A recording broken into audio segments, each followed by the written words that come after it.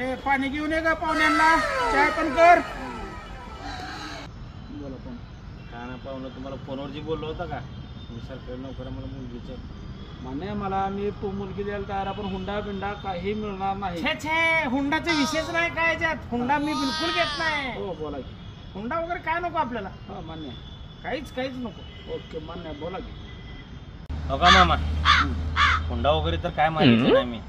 फक्त मुली तुमची ग्रॅज्युएशन वगैरे कम्प्लीट झालेलं आहे. हा झालेलं आहे. त्याच्यामुळं काय कसं माहिती का, फ्रीज वगैरे नाही थंड पाणी पिण्यासाठी. हा त्याच्यामुळं म्हणलं मी जे द्यायला तयार आहे ती, पण फ्रीज पण द्यायला तयार आहे. मामा आणखीन एक गोष्ट विचारत हा होतो. बोला की. हा त्यामुळे जरा घरी राहते माता जी आहे, राहणीमान जी घर आहे, त्या घरासाठी ती माझी घरा बसली ती पत्रे जे आहेत ना पावसानं गळते. काय नवीन पत्रे टाकून देऊ, नवीन शेड मारून देऊ, तुम्हाला काय टेन्शन घ्यायचं तुम्हाला. मामा आणखीन एक आहे हो, हा बोला की. ती फॅन जे आहे ना खाड खाड खाड खाड खाड फिरते हो. काय नवीन पंखा लावून देऊ तुम्हाला वर, तेवढं काय टेन्शन घ्यायला. मामा तुम्हाला एक अजून एक विचारतो. हा बोला की.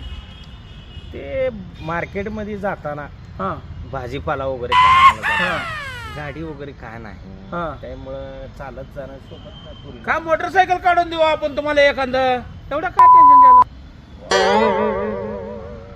आणखीन एक आहे हो मामा. हा बोला की. कसं आहे, तुमच्या गावाला यायचं म्हणल्यावर ती बस न यायचं करायचं प्रॉब्लेम होतो. काय एखादं 4 व्हीलर काढून देऊ तुम्हाला. काय म्हणतो मामा? हा जाओ बापू, तुम्हाला एक विचारू का. हा विचार. जरा उठा पण. हा चला की मामा. उठा जरा. काय झालं मामा? हुंडा तर मागत ना म्हणला, हुंड्याच्या वरचा तर वस्तू घेऊन चालला. नाही मनाला अन हुंडा नको मामा, फक्त पोरगी द्या मला.